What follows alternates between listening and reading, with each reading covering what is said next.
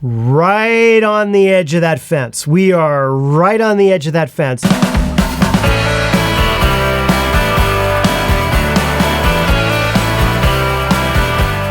This is Pal Detect. Come in. Hi everyone, welcome to a special edition of, everything's a special edition of Pal Detect. All right, this is just Pal Detect. How you doing? I was scrolling through the YouTube comments, and by the way, I am so behind on these YouTube comments. I try and respond to every single one of them, and they just keep piling up. So if I haven't responded to you yet, I am so sorry. I'm getting there. I promise. Anyway, I was scrolling through my YouTube comments, and it was about the 16-80mm lens, the focus wobble problem.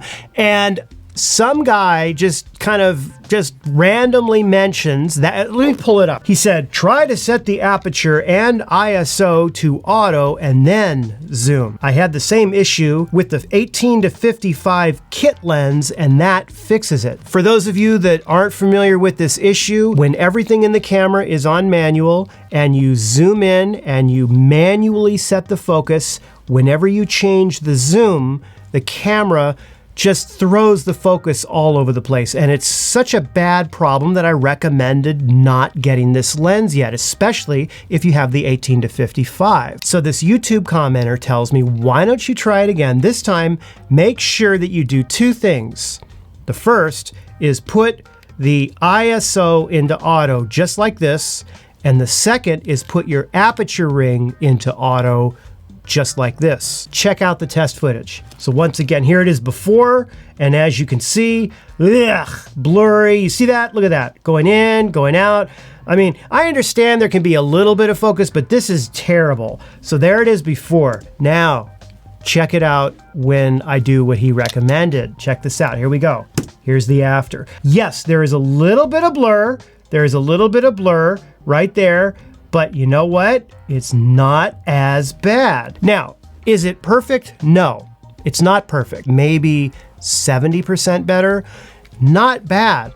So, and I told you this lens is driving me crazy. Is this workaround of setting ISO in auto and aperture in auto a viable workaround? For me, personally, it is.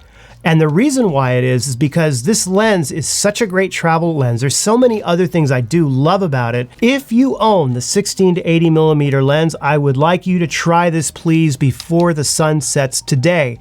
Put it in auto ISO, auto aperture, and then try testing out the focus wobble issue and see. It's not going to be perfect. It's not going to be 100%, but I think you'll see that you'll get 70% of the way there. At least I did when I did it on mine. I said this on my 5,000, yay, I got 5,000 subscribers video, which you can see here. Ding! I said that one of my favorite things was the YouTube comments, what you folks tell me. Man, I still mean that. Thank you so much, sir. Much respect to you for figuring that out. It's awesome. So here's where we are. I'm keeping the lens. Is the lens perfect? No. Does it still focus wobble? Yes, it does. Is it a deal breaker considering this workaround? Right on the edge of that fence. We are right on the edge of that fence. I would say it's just enough tipping in the favor where I'm going to keep the lens because there's enough great things about the lens in terms of versatility and travel and just the range and all of that, that I think it's worth it. Fujifilm, can we please have a firmware update to address this? That would be awesome. In the meantime, what I would like you to do, Fujifilm, I see you in there in that big building in Shinjuku or wherever you are in Japan. I see you out there. What I'd like you to do is please write a check to this YouTube person because they are doing great work helping you come up with workarounds so that people that are using your cameras, can get by. I was supposed to release a product review video today, and I'm still working on that one. I'm actually doing product review. You're going to love this one. So that's coming. But I just found out about this, and I had to go out and test it. And to my surprise, it actually worked. Okay, have a great day, have a great weekend, have a great whatever, okay? Bye-bye.